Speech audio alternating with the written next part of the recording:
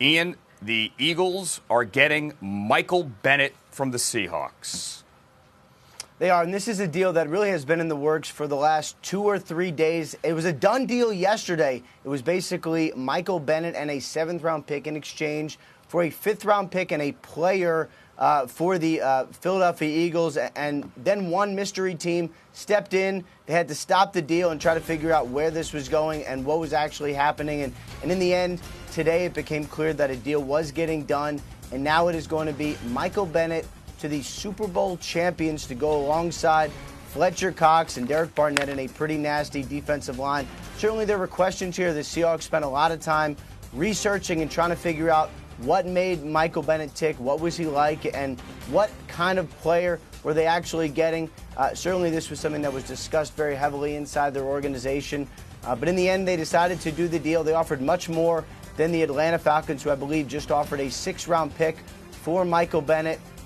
And this is, of course, where Michael Bennett ends up. The Super Bowl champions get stronger, and the Seahawks are going to look a lot different next year. All right, so Michael Bennett's 32 years old, Ian. You just have him now traded from the Seahawks to the Eagles. 8.5 sacks a year ago. He has one career double-digit sack season that came in 2015 when he had 10.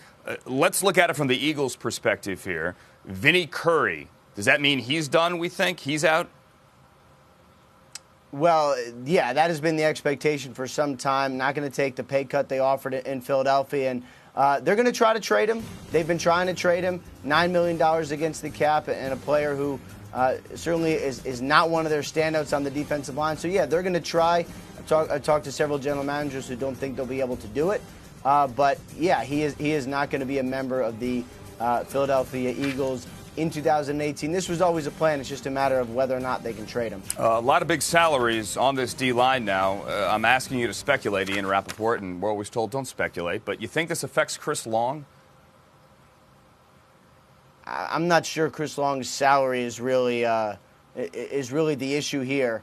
It's, there's a lot of really good players. There's a lot of talent there.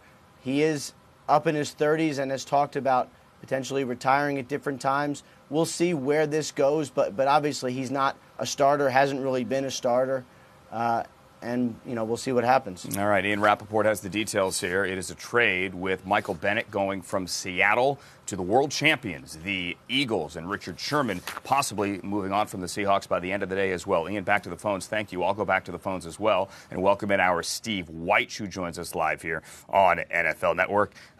They're breaking up the bands, Steve. Your thoughts? Yeah, absolutely breaking up the band. First off, let's just go to the Michael Bennett trade to Philadelphia. This is interesting on a couple fronts. Namely, we know the Eagles might be the most socially aware football team with Malcolm Jenkins and Torrey Smith and Chris Long. Now you add Michael Bennett to that mix, who probably has been the most outspoken or one of the most outspoken players just in terms of protest, speaking out against racial injustice, things like that. Now they understand they can get a great player and a locker room that will fully embrace him, much like the Seattle Seahawks did. So now they're getting a player who can play every position on that defensive front. Now let's go to Seattle. We're talking about breaking up the defensive band. Let's not forget, Jimmy Graham, the tight end, is going to be going on to the free agent market. Okay, offensively, they still have holes in that line. They've got to do something at running back as well. So earlier you were speaking to Michael Silver about the Seahawks being able to retool and get this thing together right away. It is not just the defensive side of the football that the Seahawks need to address. So this draft is going to be huge. We've seen John Schneider do some good things in free agency as we're looking at Michael Bennett and Cliff Averill, two players they acquired in free agency.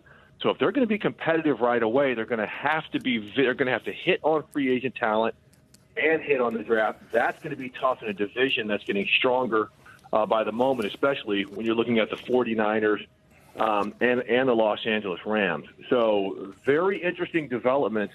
And Andrew, Richard Sherman's on the free agent market. We know he's coming off, if he gets to the free agent market, if this happens, what we think is going to happen, he's coming off of an injury, but I would think that there would be a decent market for him, maybe not necessarily a high salaried market, but there's a lot of teams that need corners. Oakland, the Patriots. So I think that will be another huge storyline to go with all of this. With the dismantling of the Seahawks, this will be huge heading into next week's free agency period.